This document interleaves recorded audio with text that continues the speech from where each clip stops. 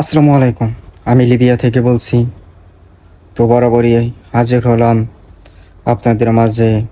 তো আমার ভিডিওর যদি কোনো ইনফরমেশন আপনাদের কোনো উপকৃত কাজে লেগে থাকে তাহলে ভিডিওটি শেয়ার, চ্যানেলটি সাবস্ক্রাইব আর আপনার মতামত কমেন্ট বক্সে জানাবেন। তো আজকে যে বিষয়টি নিয়ে আলোচনা করব সেই বিষয়টি হলো কিছু নিখোঁজ হওয়া ভোটের সম্পর্কে আলোচনা করব। তো অনেকগুলো ভোট নিখোঁজ হয়েছে, এখনও তাদের সংবাদ পাওয়া যায় নাই। তার মধ্যে কিছু বড় ধরনের দুর্ঘটনা হলো আপনার 26শে মার্চ 2025, 12 এপ্রিল 2025, 4 এপ্রিল 2025 এবং এর পরেও কিছু ভোট নিখোঁজ হয়েছে, কিছু দুর্ঘটনা ঘটছে। কিছু নিখোঁজ হওয়া ভোটের এখনও কোনো সংবাদ পাওয়া যাচ্ছে না। তারা কোথায় আছে, কিভাবে আছে, কি করতেছে, তারা বেঁচে আছে কি আদৌ সে বিষয়েও জানা যাচ্ছে না। তো দালালরাও সত্যি কথা বলতেছে না। 26শে মার্চ 2025 যে ভোটটি নিখোঁজ হয়েছিল, অনেকে আমার সাথে যোগাযোগ করছিলেন, অনেক পরিবার। তো তাদেরকে হয়তো পরামর্শ দিয়েছিলাম, তারা এতদিন সেটা কার্যক্রম করছে। তো তাদের বলছিলাম আর কি মিডিয়ায় সম্প্রচার করার জন্য, যেহেতু কোনো দালালি সঠিক তথ্য দিতেছে না, ভুল তথ্য দিতেছে। কেউ বলতেছে মিশর আছে, কেউ বলতেছে গ্রিসের দ্বীপে আছে, কেউ বলতেছে লিবিয়ায় কোনো এক জেলে আছে, যেসব জেলে থেকে বাড়িতে যোগাযোগ করা যায় না। আবার কিছু দালালে বলতেছে হসপিটালে আছে। না, আদৌ তারা কোথায় আছে সে বিষয়টি এখনও অজানা। তো তাদেরকে আপনার মিডিয়াতে বলার জন্য বলছিলাম। তো এতদিনে সেটা কার্যক্রম হয়েছে। তো আলহামদুলিল্লাহ, হয়তো কোনো একটা সংবাদ পাওয়া যাবে। হয়তো তারা যদি বেঁচে থাকে অনুসন্ধান করে আমার ছেলেকে আমিনুল হাতে দিছি। 26শে মার্চ ছেলে গেছে রাত্রে 9:30 তারপর আর শেষ যোগাযোগ আমার সাথে যোগাযোগ হয়নি। 4 মাস ধরে খোঁজ নেই মাদারীপুর সহ 6 জেলার 17 যুবকের। দালালের খপ্পরে পড়ে লিবিয়া হয়ে গ্রিস যাওয়ার পথে নিখোঁজ, ফিরে পেতে দাঁড়ে দাঁড়ে ঘুরছেন স্বজনরা।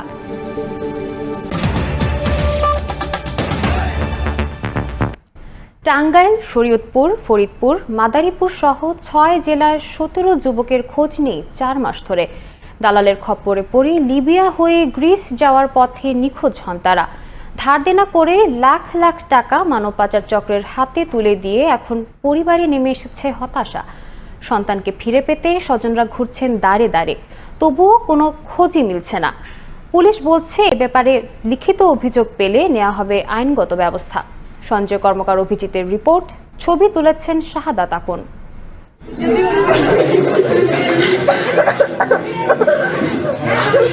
শরীয়তপুরের বিশুগাঁও থেকে মা তাসলিমা বেগমের সঙ্গে বাবা ছোটন ব্যাপারীর খোঁজে মাদারীপুরে এসেছে 5 বছরের সুলতানা। ছবি হাতে কান্নায় ভেঙে পড়ে সে।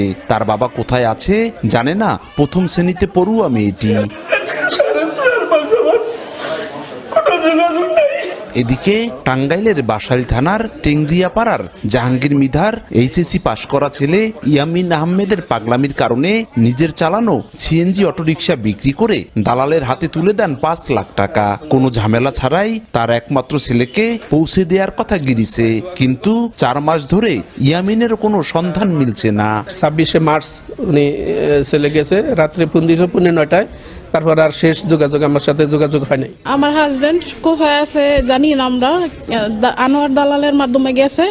উনি কতদিন আমাদের সাথে যোগাযোগ রাখছে, এখন গা ডাকা দিয়ে রাখছে। একইভাবে দালালের খপ্পরে পড়ে নেত্রকোনা, ফরিদপুর, মাদারীপুর, কিশোরগঞ্জ সহ 6 জেলার 17 যুবক গত 26 মার্চ লিবিয়া হয়ে গ্রিসের উদ্দেশ্যে ইঞ্জিন চালিত নৌকায় ওঠেন। এরপর আর কোনো খোঁজই পাচ্ছেন না পরিবারগুলো। স্বজনদের অভিযোগ, মানব পাচার চক্রের সক্রিয় সদস্য মাদারীপুরের শিবচরের দক্ষিণ বাঁশকান্দি গ্রামের উজ্জ্বল আকনের ছেলে রাজীব আকন প্রলোভন দেখিয়ে প্রত্যেক পরিবার থেকে 5 থেকে 10 লাখ টাকা হাতিয়ে নেয়। পরে যোগাযোগ বিচ্ছিন্ন করে দেয় রাজীব। নিখোঁজদের ফিরে পেতে শুক্রবার দুপুরে সংবাদ সম্মেলন করে ভুক্তভোগী পরিবারগুলো। রাজীব আকন আমাদেরকে গ্রিসে যাওয়ার প্রলোভন দেখিয়ে লিবিয়ায় গত 10ই মার্চ আমাদের এই লোকগুলোকে নিয়ে গেছেন। বাড়ি ঘর বেচকে আমার ছেলেকে আমিনুল হাতে দিছি। ওই থেকে এই পর্যন্ত নিখোঁজ। আমাদের এই সন্তানকে মনে করেন খোঁজ করে দিবে, এইটাই আমাদের সরকারের কাছে দাবি। পুলিশ বলছে লিখিত অভিযোগ পেলে নেওয়া হবে আইনগত ব্যবস্থা। আমাদের থানায় তারা কোনো অভিযোগ দেন, কারো বিরুদ্ধে অভিযোগ দেন, অবশ্যই আমরা সেটি আইনানুগ পন্থায় ব্যবস্থা নিব। এ ধরনের অপরাধের বিষয়ে আমাদের জিরো টলারেন্স রয়েছে। এ ব্যাপারে জানতে প্রধান অভিযুক্ত রাজীব আকনের সঙ্গে যোগাযোগ করে তার কোনো বক্তব্য পাওয়া যায়নি। এলাকাবাসী সূত্রে জানা গেছে রাজীব বর্তমানে লিবিয়ায় অবস্থান করছেন। সঞ্জয় কর্মকার, অভিজিৎ, সময় সংবাদ, মাদারীপুর। তাদেরকে বের করা যাবে, আর যদি কোনো দুর্ঘটনা ঘটে থাকে তাও সেটা জানা যাবে। তো আপনারা অবশ্যই শক্ত অবস্থান করবেন আর দালালদের সাথে যোগাযোগ করবেন। দালালরা কি বলে সে বিষয়ে অবগত থাকবেন। হয়তো অনেক দালাল আছে যারা এখনো পলাতক, আর অনেক দালাল আছে মিথ্যার পর মিথ্যা বলে যাচ্ছে এ জায়গায় সে জায়গায়। বেশ কিছু দালাল আছে তারা বলতেছে যে মিশর আছে, মিশর কোন জায়গায় আছে সেটাও বলে না, কোন জেলে আছে সেটাও বলে না। হয়তো তারা বলতেছে যে মিশর আছে, কেউ বলতেছে কোন একটা দ্বীপে আটকা আছে। তো এখন তারা কোথায় আছে সে বিষয়ে জানা নেই। আর তারপরে সবাই নিখোঁজ হওয়া মানুষগুলার পরিবার একসাথে হয়ে মিডিয়ায় সম্প্রচার করে। তো সম্প্রচার করার পর হয়তো সেটা দেশব্যাপী বিদেশ সব দেশে আর কি জানাশোনা হবে। এই সমস্যাটা বাংলাদেশ রাষ্ট্রীয়ভাবেও হয়তো সমাধান করতে পারে, বা কোথায় আছে সেই বিষয়েও তারা জানতে পারে, বা যেসব দেশে রাষ্ট্রদূত আছে তাদের সাথে সমালোচনা করে বিষয়টি তদন্ত করে বের করতে পারে। হয়তো আপনারা যে পদক্ষেপ নিছেন সেটা অবশ্যই একটা ভালো দিক, হয়তো আরও আগে নিলে আরও ভালো হতো। তো যাই হোক, আপনারা ধৈর্য ধরছেন, হয়তো বের হয়ে আসবে, দালালে সত্যি কথা বলবে। তো দালালে হয়তো সত্যি কথা বলে নাই, তারা দালাল তো হয়তো মিথ্যা কথা বলবেই, তারা আদৌ সত্যি কথা সহজে বলে না। দালাল প্রকৃতি এরকমই। আবার সব দালাল না, সব দালাল খারাপ হলে তো মানুষ যেতেই পারতো না। কিছু দালাল আছে তারা প্রতারক, বিশ্বাসঘাতকতা করে। তো খারাপ প্রকৃতির কিছু দালাল আছে যারা মানুষকে অর্থনৈতিকভাবে, শারীরিকভাবে সবভাবে নির্যাতিত করে। তো যারা এখনও নিখোঁজ, তো ইনশাল্লাহ হয়তো কোনো একটা সংবাদ পাবো, হয়তো আরও বেশি নিখোঁজ। তার মধ্যে 17 জনের পরিবার আর কি আপনার মিডিয়ার সামনে তুলে ধরছে তাদের নিখোঁজ হওয়া ব্যক্তির ব্যাপারে, আর বাকিগুলো হয়তো আদৌ জানে না এই বিষয়ে। তো তারাও হয়তো পাবে ইনশাল্লাহ কোন একটা খোঁজ। তো এখন দালালরা হয়তো সত্যি কথা বলবে, যে কোনো একটা বিষয়ে ঘটছে সে বিষয়ে সত্যি কথা বলবে। কারণ এই ভোটগুলা নিখোঁজ আপনার, তারপরেও 12 তারিখ 4 তারিখ তারপরেও কিছুদিন আগেও ভোটগুলা ডুবে গেছে। কত কত পরিবারের মানুষ নিখোঁজ আছে, কত জীবিত আছে, কিন্তু কোথায় আছে কিভাবে আছে সে বিষয়গুলো আজও জানা যায় নাই। যদি কোনো দুর্ঘটনা ঘটে থাকে সে বিষয়গুলো আজও জানা যায় নাই।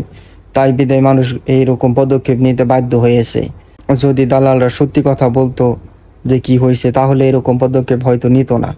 কারণ নিখোঁজ মানেই অনুসন্ধান করতে হবে, নিখোঁজ মানেই সেই ব্যক্তির খোঁজ করতে হবে। সেই বিদায় আর কি মানুষ মিডিয়ার মাধ্যমে তুলে ধরছে এবং নিখোঁজ হওয়া ব্যক্তিদের অনুসন্ধান চালিয়ে যাচ্ছে। তো ইনশাল্লাহ হয়তো যে কোনো একটা ভালো সংবাদ পাওয়া যাবে। আর লিবিয়া থেকে ইতালির উদ্দেশ্যেও অনেক বোট ছাড়ছিল, তো কিছু বোট দুর্ঘটনার কবলে পড়ছে, কিছু বোটের মানুষ খুঁজে পাওয়া যাচ্ছে না, দালালরা সত্যি কথাও বলতেছে না। তারপরেও দেখা যাইতেছে কত দালাল মানুষকে ভুলভাল বুঝিয়ে এই পথে নিয়ে এসে মৃত্যুর ঝুঁকিতে ঢেলে দেয়, ভুল পথে ঢেলে দেয়। তো আবার কিছু দালাল আছে মানুষকে এনে নির্যাতিত করে। তো যারাই আসবেন ভেবে চিন্তে আসবেন, এই পথ খুব রিস্কের পথ, এই পথে অনেক মানুষের মৃত্যু হয়েছে, অনেক মানুষ নিখোঁজ। তো আমার সাথে অনেকে যোগাযোগ করছেন, গত বছরও কিছু মানুষ নিখোঁজ আছে, তারা আজও খুঁজে পাচ্ছে না তাদের প্রিয় মানুষগুলাকে। তাদের দালালও কোনো সন্ধান দিচ্ছে না যে তারা কোথায় আছে, কিভাবে আছে, বেঁচে আছে নাকি আদৌ মারা গেছে। তো দুই একটার বিষয় সেটা আলাদা, সেটা তো মানুষ মিডিয়ার সামনে তুলে ধরতে পারবে না। যদি যৌথভাবে সবাই মিডিয়ার সামনে তুলে ধরে তাহলে সেই মিডিয়াগুলা সম্প্রচার করে। আপনারা ধৈর্য ধরেন, হয়তো কোনো সংবাদ পাবেন ইনশাল্লাহ। আর দালালদের সাথে যোগাযোগ রাখেন, তারা হয়তো অবশ্যই সত্যি কথাটা বলবে। আর এতদিনে হয়তো সঠিক একটা সিদ্ধান্ত নিয়েছেন মিডিয়ার সামনে তুলে ধরে, এটা অনেক আগেই করা উচিত ছিল।